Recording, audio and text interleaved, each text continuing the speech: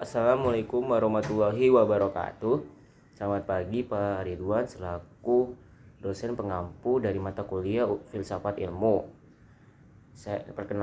Nama saya Bagas Rizky Dwi Cahyo. Saya berasal dari Prodi Pendidikan Agama Islam Universitas Negeri Jakarta. Pada kesempatan kali ini saya akan membahas sebuah kasus yang saya pilih, yaitu mengenai penemuan teknologi cloning dan rekayasa genetik, serta bagaimana filsafat ilmu dapat digunakan untuk menilai aspek keilmuan, etika, dan nilai moral dalam kasus ini. Saya akan membacakan isi monolog dan penjabaran kasus. Di sebuah universitas terkemuka, sekelompok ilmuwan berhasil menciptakan teknologi cloning dan rekayasa genetik yang memungkinkan penciptaan makhluk baru dan karakteristik yang diinginkan. Penemuan ini disambut dengan antusias oleh kalangan ilmuwan, pelaku industri bioteknologi. Mereka melihat potensi besar teknologi ini dalam sektor kesehatan, pertanian, dan perlindungan spesies yang terancam punah. Namun sebagaimana kita tahu, penemuan ilmiah tidak hanya berdiri dalam ruang hampa. Setelah berita ini menyebar, muncul perdebatan moral yang cukup serius, terutama di kalangan pemimpin agama dan masyarakat. Banyak yang menilai bahwa teknologi ini adalah bentuk campur tangan manusia terhadap proses penciptaan yang seharusnya menjadi domain Tuhan. Bahkan tidak sedikit yang menganggap bahwa penciptaan makhluk hidup melalui rekayasa genetik telah melewati batas-batas etika dan nilai spiritual manusia. Oke, pendekatan filsafat ilmu ontologi. Ontologi bertanya tentang apa hakikat dari suatu yang dikaji. Dalam konteks ini yang menjadi fokus adalah makna dari penciptaan makhluk hidup melalui teknologi. Apakah makhluk asli rekayasa genetik bisa dianggap sebagai makhluk hidup yang alami? Apakah tindakan manusia dalam proses ini dapat disebut sebagai penciptaan atau hanya memanipulasi terhadap hukum-hukum alam? Oke, disinilah filsafat ilmu mengajak kita untuk memahami bahwa ilmu tidak hanya menjelaskan apa yang ada, tetapi juga ada maknanya bagi manusia dan nilai-nilai yang dianut masyarakat. Oke, yang poin kedua ada pendekatan epistemologi atau validaritas pengetahuan. Oke, di sini kita bertanya, dari mana pengetahuan ini berasal dan apakah ia valid? Jawabannya tentu berasal dari eksperimen ilmiah.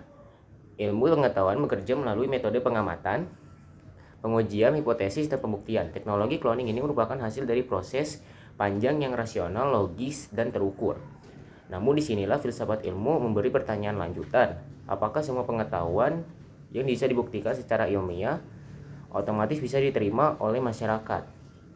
Apakah validaritas ilmiah cukup atau perlu dipertemukan dengan validitas etis dan moral? Oke, poin ketiga ada pendekatan metodologi atau cara ilmu mencapai pengetahuan. Oke, di sini ada dari observasi, eksperimen, analisis data hingga kesimpulan. Tapi apakah metode ini mampu menjawab seluruh dimensi dari masalah seperti ini? Jawabannya adalah tidak. Tidak sepenuhnya filsafat ilmu menunjukkan bahwa dalam isu-isu multidimensi seperti cloning, kita menggabungkan metode ilmiah dengan pendekatan normatif dari filsafat moral dan pandangan agama.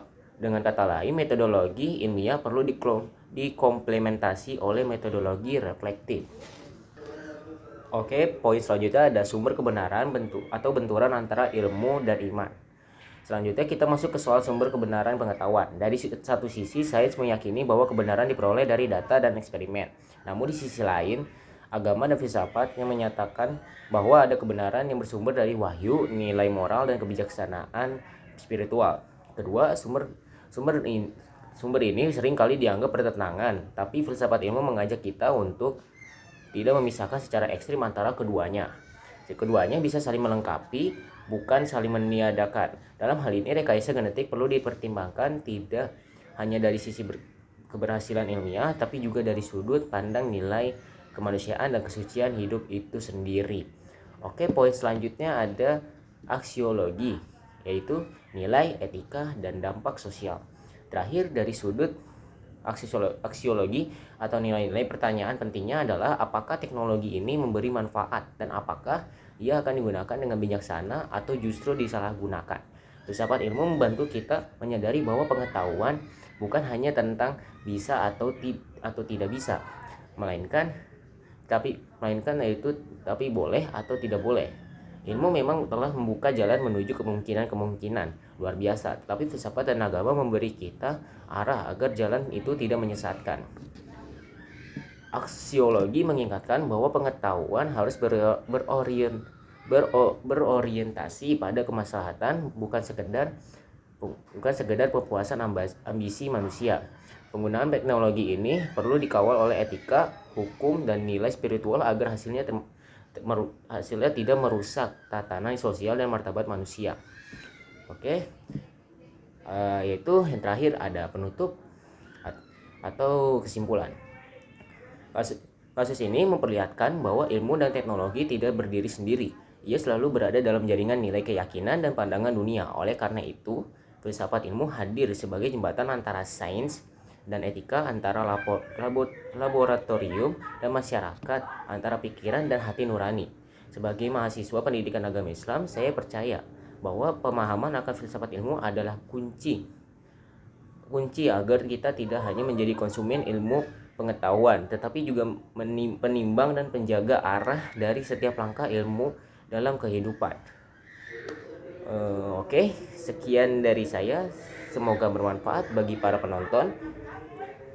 Jika ada salah kata, mohon dimaafkan. Wassalamualaikum warahmatullahi wabarakatuh.